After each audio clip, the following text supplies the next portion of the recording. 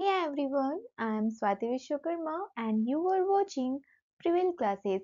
So, आज हम fundamental duties यानी कि मौलिक कर्तव्य के बारे में पढ़ेंगे, है ना? मौलिक कर्तव्य। अच्छा, आप जल्दी से आप बताइए कि मौलिक कर्तव्य कौन से आर्टिकल में है? यानी कि फंडामेंटल ड्यूटीज, इससे पहले हमने क्या पढ़ा था? पार्ट 4, है ना? पार्ट 4 में हमने पढ़ा कि डीपीएसपी यानी कि directive principle of state policies के बारे में हमने पढ़ा, है ना? राज्य के नीति निर्देशक सिद्धांत। और आज हम ये हमारा क्या है? पार्ट 4 ए यानी कि फंडामेंटल ड्यूटीज को हम पढ़ेंगे। ठीक है, चलिए स्टार्ट करते हैं।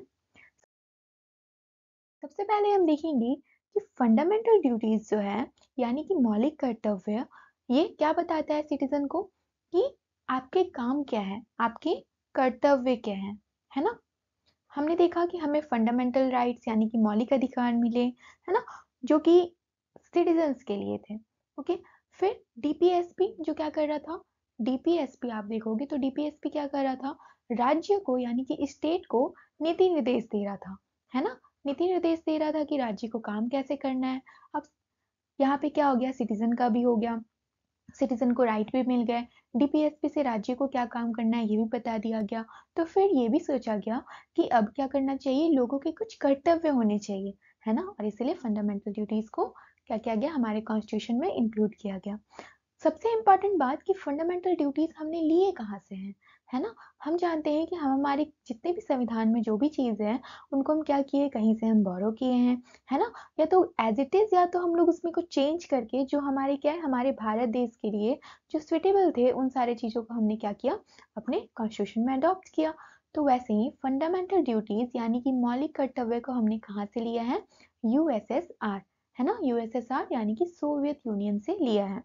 ओके, अब हम देखेंगे ओरिजिनली क्या हमारे कॉन्स्टिट्यूशन में फंडामेंटल ड्यूटीज इंक्लूडेड थे? तो नहीं, फंडामेंटल ड्यूटीज हमारे कॉन्स्टिट्यूशन में ओरिजिनली तो बिल्कुल भी नहीं थे, है ना?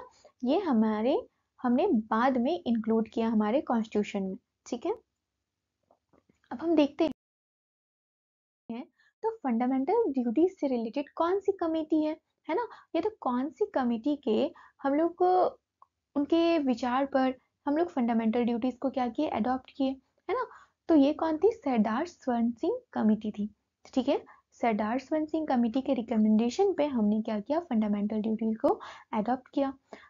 अब ये जो सरदार स्वर्ण सिंह कमेटी थी, इनके हेड थे सरदार स्वर्ण सिंह जी, है ना? तो इन्होंने क्या किया? 8 फंडामेंटल ड्यूटीज को रिकमेंड किया, है ना?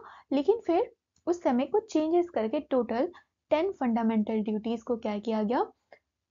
फॉर 1976 में 42nd कॉन्स्टिट्यूशनल अमेंडमेंट के थ्रू हमने क्या किया? 10 फंडामेंटल ड्यूटीज को हमारे कॉन्स्टिट्यूशन में क्या क्या इंक्लूड किया। ठीक है, हमने इंक्लूड कर लिया।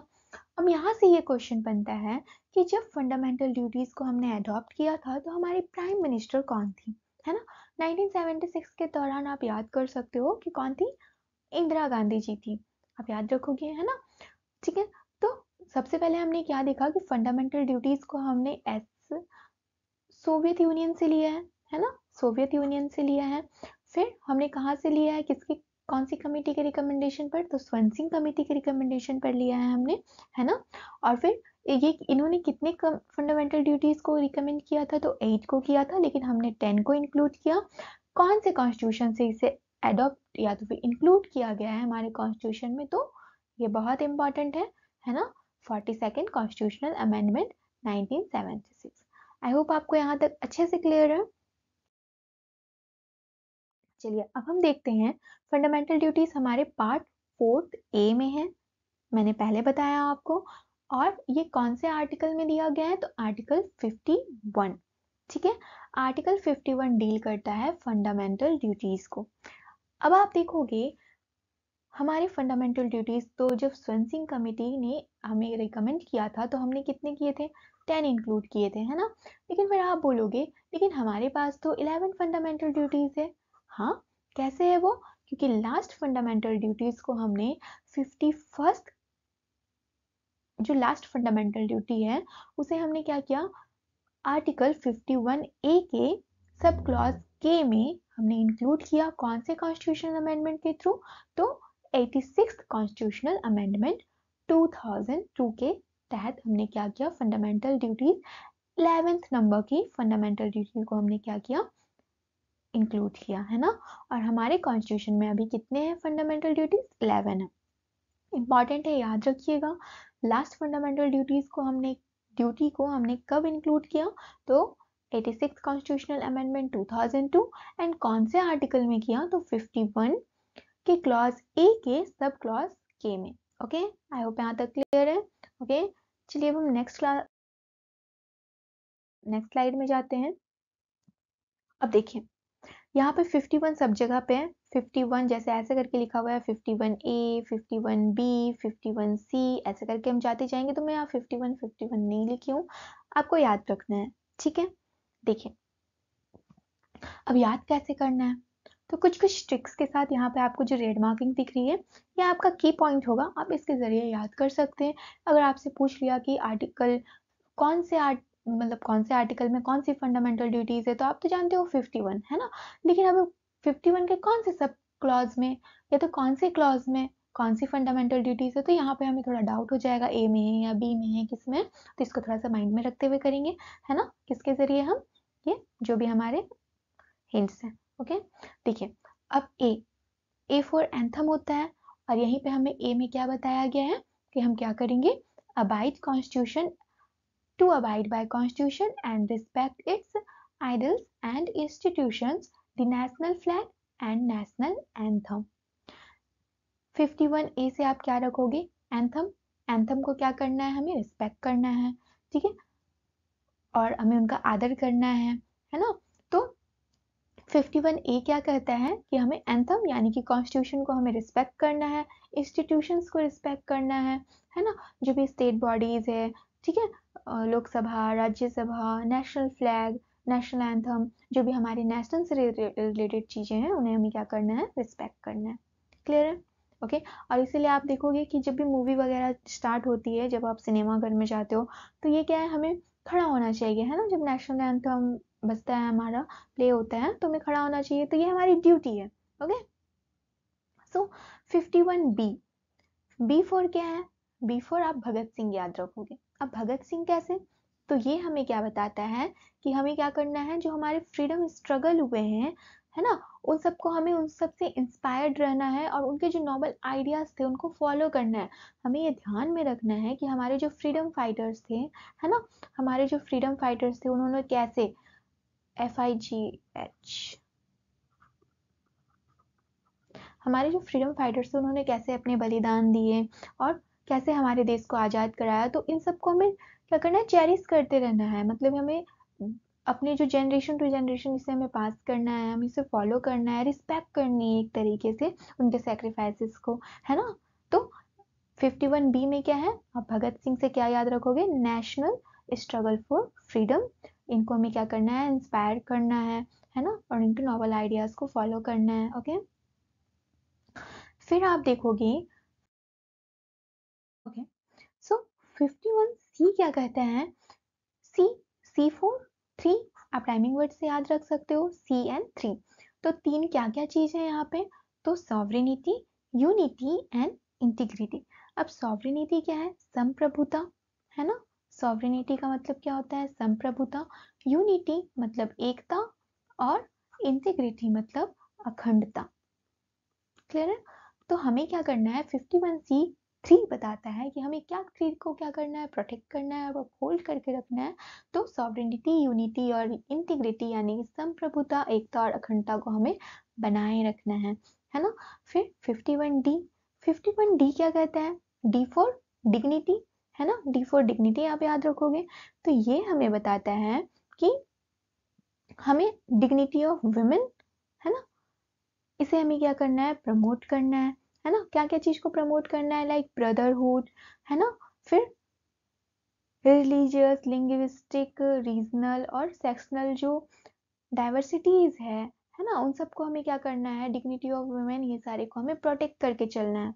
आप कीवर्ड्स याद रखोगे ना, तो आपको क्या होगा, आपको आंसर टिक करने में बहुत ईजी पड़ेगा, ठीक है। तो कीवर्ड्स को आप लेते हुए चलो, कीवर्ड्स को याद करते हुए चलो। D for dignity, D for diversity, D for dignity हो गया, डाइवर्सिटी हो गया। ओके ओके, नेक्स्ट हम देखेंगे 51 ई। ठीक है, 51 ई यानी कि हमने अभी तक 5 पढ़े हैं ना, ये हमारा 5वां है। ठीक है, तो हमें क्या करना है, ई फॉर इक्वलिटी। क्या करना है हमें, to defend country and render national service when called upon to do so, है ना। तो हमें क्या करना है, हमारी कंट्री को डिफेंड करना है, इक्वली डिफेंड करना है, बिना देखे कि कौन सा कास्ट है, कौन सा जेंडर है, क्या नहीं है ना। हमें सबको क्या करना है, इक्वली डिफेंड करना है हमारी कंट्री को।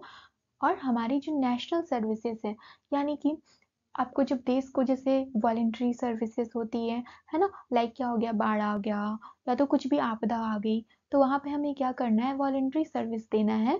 ठीक है, ये हमारी कंट्री को डिफेंड करने के लिए छोटा सा स्टेप भी आप उठाओ तो क्या है, बहुत बड़ी बात है। तो ये हमें कौन कहता है, article 51 E for equality. Clear है। 51 एफ की बात करें तो ये क्या बताता है, एफ फॉर फॉर्ट, याद रखोगे आप, है ना।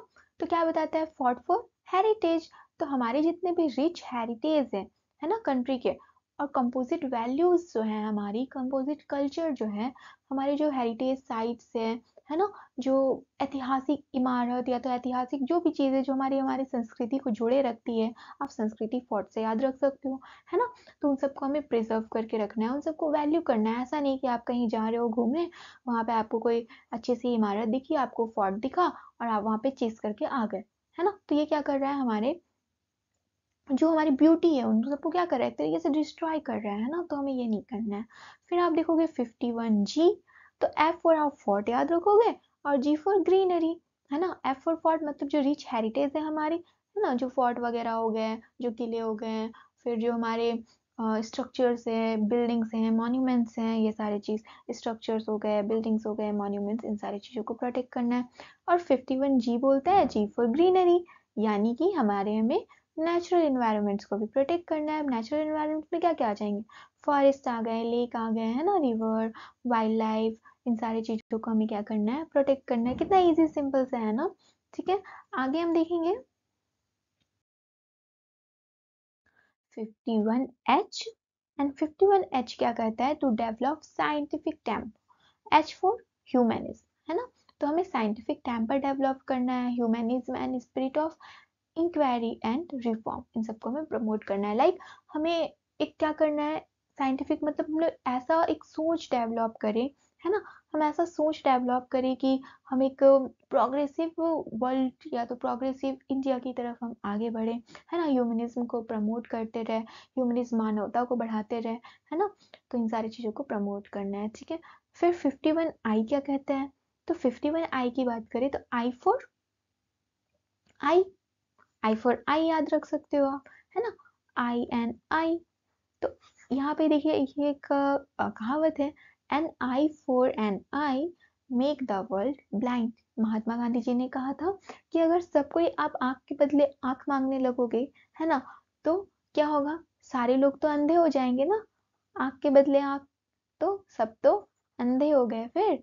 ठीक है, तो आई फॉर आपको आई याद रखना है, और यहाँ पे क्या करना है, to safeguard public property and absorb violence, हमें वायलेंस नहीं करना है, वायलेंस का त्याग करना है, यानी कि हमें नॉन वायलेंट रहना है।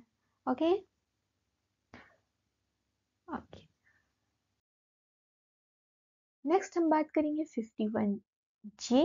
Okay, J for Jadeja, all-rounder, cricket. Okay, so यहाँ पे हम जे फॉर जडेजा से क्या याद रखना है, ऑलराउंडर, यानी कि to strive towards excellence in all spheres, हमें सारे स्फीयर्स में क्या करना है, ध्यान देना है। ये नहीं कि हम स्पोर्ट्स को पीछे छोड़ दें, हम हमारे साइंटिफिक टेम्पर को पीछे छोड़ दें, हम एजुकेशन को नहीं देखें, हमारे कल्चर को नहीं देखें। ठीक है, हमें क्या करना है, सबको इन ऑल स्फीयर, सारे चीज़ों को हमें अच्छे से कलेक्टिव एक्टिविटीज में पार्टिसिपेट करके हमें क्या करना है, हायर गोल्स को अचीव करना है। क्लियर है। फिर 51 के बारे में बात करेंगे, तो 51 के क्या कहता है कि मैं आपको पहले ही बताई ना, ये हमारे कब ऐड हुआ, ये 2002 में 86 कॉन्स्टिट्यूशनल अमेंडमेंट के थ्रू, है ना, इसे हमने ऐड किया। और ये क्या बोलता है कि हमें क्या करवाना है, जो चाइल्ड है ना, 6 to 14 ईयर्स के जो चिल्ड्रन हैं, बच्चे हैं, उन्हें क्या करना है, अपॉर्चुनिटी देना है कि वो एजुकेशन आराम से पढ़ सके, अच्छे से एजुकेशन प्राप्त कर सके, तभी ना देश का विकास होगा। और इसके लिए गवर्नमेंट की अलग अलग स्कीम भी चलाई जाती है ना। और ये एक ड्यूटी दी गई है पेरेंट्स को कि वो अपने बच्चे, अपने वार्ड जो भी हो गए, उनको क्या करना है, जो भी 6 से 14 ईयर्स के, उनको प्रॉपर एजुकेशन प्रोवाइड करानी है। ओके, सो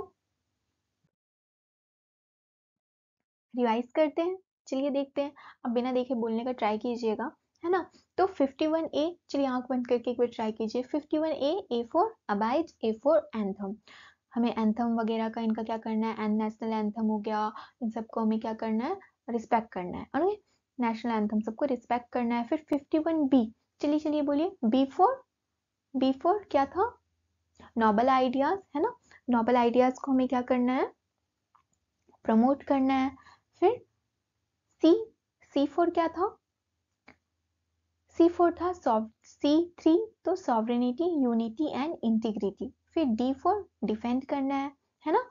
फिर ई फॉर क्या करना है, इक्वलिटी, ब्रदरहुड को प्रमोट करना है। एफ फॉर फोर्ट मॉन्यूमेंट्स को प्रिजर्व करना है। जी फॉर ग्रीनरी थी, नेशनल एनवायरनमेंट को प्रमोट करना है। H for humanism, scientific temper को प्रमोट करना है।